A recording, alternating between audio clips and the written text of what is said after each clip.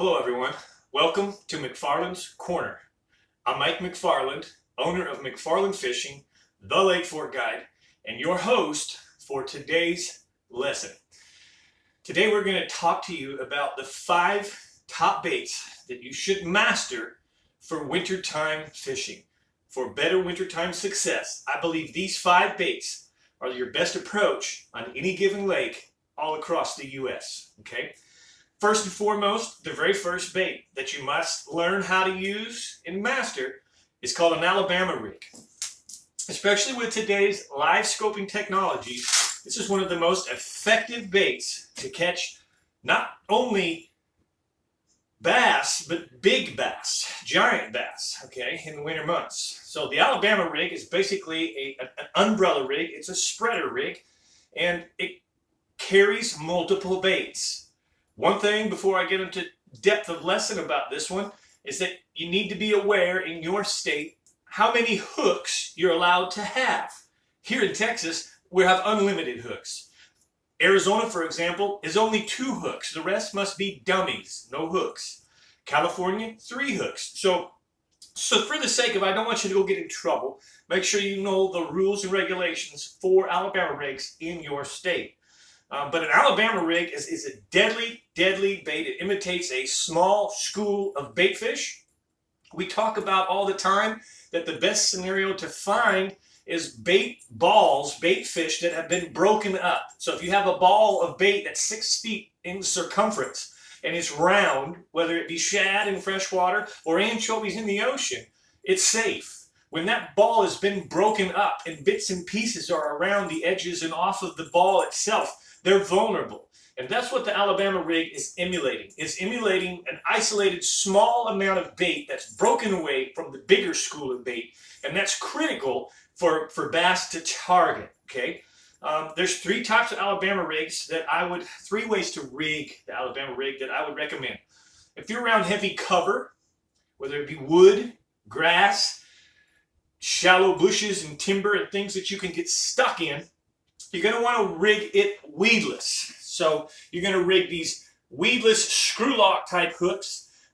You want to have some weighted towards the bottom so that it keels the rig a little. But honestly, don't get so caught up in this thing running perfectly upright via the head that you're tied to.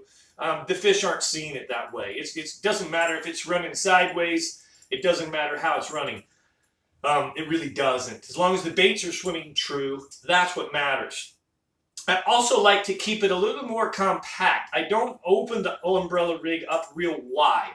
I keep it kind of compact, and I change the center bait, whatever the center is different than the outside. And what this does is it gives the fish a honing point, a focal point, and more likely they'll go for that center bait, which at that point they get a mouthful of other baits or a face full of hooks. If you don't do that, we have learned that a lot of times they'll pick an outside bait and they'll only get or miss the bait. They'll only get one of them and they'll miss it. In the very beginning, in 2006 or 7, when Alabama rigs first hit the scene, we recognized that real quick. If you had all the same color, you would miss fish. If you hit the center different, so for example, all 4 whites, the center chartreuse, or all 4 chartreuse, the center white, you found a much better hookup ratio, okay? So the first way, again, if you're around heavy cover, is weedless. Rig it weedless. By the way, these little Bass Pro Shop covers are awesome to keep your Alabama rig tight, even when it's tight on your rod. That way you don't have these baits all over the place, bouncing everywhere, and hooking everything else. This next style that I like would be open hook, open exposed hook, but pre-made baits. And when I say pre-made baits, I'm talking about Storm or any already made in the package swim bait, small swim bait that you decide you like. I like the Storm. I generally will put the 2 bottoms are going to be the 5-inch, and then the 3 uppers are going to be the smaller 3-inch. Again, the same principles. You want to make sure that the middle one is a little different. Another idea of planting seed for you is you can have all 5 of them the same, but do a chartreuse tail on the middle. Dip the tail chartreuse on the middle only. Again, creating that focal point to the middle. Alabama rigs right there. That's a pre-made, pre-packaged. And then the final way is you can make your own open hook again by using, revenge heads or whatever type style heads that you want. And then you put your own baits on them. And again, your choice of whatever. There's so many varieties of swim baits. Paddle tail type swim baits are generally the best, but they can be like a Lake Fork Trophy Lures, the Live Magic Shad. They're not a paddle tail. In fact, Lake Fork Trophy Lures makes a sickle type or a regular fish tail, and they do make a boot tail. I've found that most of the time the paddle tails swim better behind an Alabama rig. But that's number one rig. Your Alabama rig is number one on the list for you to master. You're going to use a heavy rod. You're going to use, in my opinion, you want monofilament line. I use 30-pound monofilament line. The reason is that number one, braided line, if you get a backlash when you cast this bait, will snap in midair. It'll sound like a 22. I've had 100-pound braid snap when I try and throw this Alabama rig, where 30-pound monofilament has stretch. It has enough stretch, and it just fishes better. It fishes easier. You don't want fluorocarbon either, because fluorocarbon fractures. Fluorocarbon will also break on you. So the monofilament is perfect for an Alabama rig.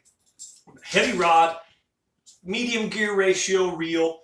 Think of an Alabama rig as a spinnerbait on steroids. You can fish this thing high in the water column. You can fish it deep at mid in the water column. You can slow roll it down in the right places, even on the bottom. I like to fish a lot of road beds, shell beds. The bass with live scope, weedless in the heavy trees and timber. It's just an all-around awesome bait to catch bass, to catch inactive bass, and again, big bass. I have caught 2 5-pounders at a time, at the same time, multiple times in my life. I have a friend who's caught a 10 and an 11 at the same time. And I know that years ago, about 2010, I want to say it was, there was 26 pounds of smallmouths caught in one cast, 5 fish in one of the northeastern lakes on an Alabama rig. Awesome bait. Master it. Learn how to use it. Don't be afraid of it. And you'll be surprised at what kind of fish you can catch. The next bait that you're really going to put down on list, number 2, in my opinion, for winter fishing, is a jerkbait. When I talk about jerkbaits, I'm only showing you one jerkbait here. And this is a 3 to 5 foot Lucky Craft Pointer 128, 3 to 5 foot diver. You can have divers that go down to 16 to 20 feet, suspending divers, floating divers, the jerkbait in general of all sizes, whether it's a 3-inch or a 5-inch, but just a jerkbait in general for winter fishing is a stellar way to catch inactive bass, to fire up a fish, to fire up a school that's inactive, to trigger a fish to come off of a stump and decide to bite the bait. It's really one of the best baits and always has been for winter fishing. With live scope, it's even more important now that you learn to master the jerkbait. I generally like 2, possibly 3 colors of jerkbaits. I want like a chartreuse shad, I want a natural shad or a gizzard shad, and believe it or not, a brim or crawfish color jerkbait can absolutely be good as well. Most of the time, like a blueback, herring, or it's just a sexy shad color in the wintertime is all you really do need. The key with the jerkbait is to realize that you must discover on a daily basis a cadence, a pattern that the fish react to. If they're aggressive, they may want an aggressive pattern. If they're non-aggressive, you may have a much more subtle pattern with less jerks and more pauses and stalls. But the cadence that you fish is the key to a jerkbait. And it really let the fish tell you on a daily basis how aggressive they are or not. The live scope really helps with this. When you see fish and they begin to follow the bait, you can watch what your action does to the fish and how the fish reacts to what you're doing with the bait. So the live scoping and jerkbaits absolutely go really well hand in hand in the winter months. Master the jerkbait, number 2, and you'll find that you can catch fish all across the U.S. really well. Number 3 would be a crankbait, a square bill, a wiggle wart, or any of the types that are wide-bodied that wobble. Big wobble. I want a swagging wobble. The wider the wobble, the better. The wiggle wart, for example, is excellent. It's just got a lot of swag. The Movement 80X is a great shallow square bill, a lot of swag. Even this Strike King square bill right here, it's got a wide body, and it's a great way to catch lethargic fish in the wintertime. The other would be flat body, like the Fritz side. Again, it doesn't have to just be a shallow bait. It can be a deep siding bait, a deep diving crankbait. But the flat-sided crankbaits or the big wide wobble crankbaits, and again, you're going to fish those in some of the same areas. Perfect for live scoping, suspending fish. Believe it or not, I used to like to take a deep diving, wide wobbled crankbait and dig it in the mud, down the drains, down the creeks in the West Coast. There wasn't much to hang up in. And I would get it down in the mud, dig it, and then drag it like a Carolina rig, and it would just lurch from side to side in the mud. Slowly, lurching, lurching, lurching. And a lot of times you wouldn't even really feel the strike. The rod would just kind of load up funny, and that fish would be there. It'd be cold. It'd be a lethargic fish. It would be a pale white fish because it was down in the mud, resting in the mud. But wide wobble and or flat side, here's what I mean by flat side. You got two different crankbaits here. They both reach the same depth, 3 to 5 foot. This bill is broken off that one, but 3 to 5 foot divers, and they're two different deals. That's number 3. Okay, number 4, a jig. A jig is probably one of the best all around the table baits year round to consistently catch bass and consistently catch big bass, but you need to master a jig in the winter time and understand that you're going to fish this very slow, and you're going to be very structured or moreover cover oriented. You're going to find structure that has cover, like a creek bend or a long underwater point or a channel swing that has stumps on the edges, and you're going to target those stumps. You're going to target those roots. You're going to target a lay-down tree. You're going to target specific rocks. And you need to have contact with that structure. And the number one mistake I think happens in winter fishing with a jig is the bait is moved way too fast. The bait is moved in foot increments instead of inch increments. Remember, this is a cold time of year. Everything is lethargic. Everything's moving very slow. So to crawl this inches at a time is important. To let this sit in strike zone areas is critical. So pitch past your stump, pull it to the stump, and let it sit on that stump for a minute or 2 or 3. I watched Josh Bertram last year, or maybe the year before, when MLF was here on Fork in February, and he pitched a jig very much like this one with a do-nothing type trailer, not swimming trailers, just flat, basic trailers. Past a tree stump, brought it to the stump, put the rod under his arm, and just dead sticked it for probably almost, I'm going to guess 3-4 minutes, and all of a sudden, pow, he caught a 5-pounder off it. The fish was looking at it. The bait didn't move too fast. It wasn't brought by the stump and gone, and it's a bait that's deadly. 2 great colors I highly recommend. Black and blue, obviously, the number 1 color. Years ago, pros were asked what were the 2 number 1 colors, if that's all they could choose in a jig. Throughout the year, they would choose black and blue or green pumpkin. A couple more tips. Also, I like black and brown or black and amber. But remember to be contrasty, okay? I used to make the mistake of a black and blue jig, black and blue trailer. No. Black and blue jig, green pumpkin trailer. Green pumpkin jig, black and blue trailer. Some of the best trailers are very contrasty, like sapphire. So you're going to go black and blue jig with a sapphire trailer. Very contrasty. And by the way, this is a chunk, the little chunk by Zoom. The non-swimming type trailers are best in cold, cold water. The old days, we used to go to the pork rind. And the reason we went to the pork rind is soft plastics weren't very good in cold water. The product that they made 40 years ago was not very lifelike in cold water. So we went to the pork rind. And the pork rind mimics this very well. These are just great ways to the chunk. You got the little chunk, and then you got the super chunk here, which is a much bigger deal. My favorite, however, is going to be the Tight Lines UV, and the reason it is it has the UV reflection, not glow, the UV reflection, and not down in those deep pockets or not necessarily deeper water, but let's say you're fishing a stump in 6, 8, 10 feet of water and you're falling down into the roots of the stump. It's shadows, it's darker down in there. And as that bait comes out of those dark shadows and the sun UV hits it, it has flash. It has a little bit of UV reflection. And I find in the wintertime I get a lot more triggered instinctive bites using the Tightline UV jig trailers that have the UV in it, UV color, or the UV coating. That's the top 4. Most pros will tell you that's all you need.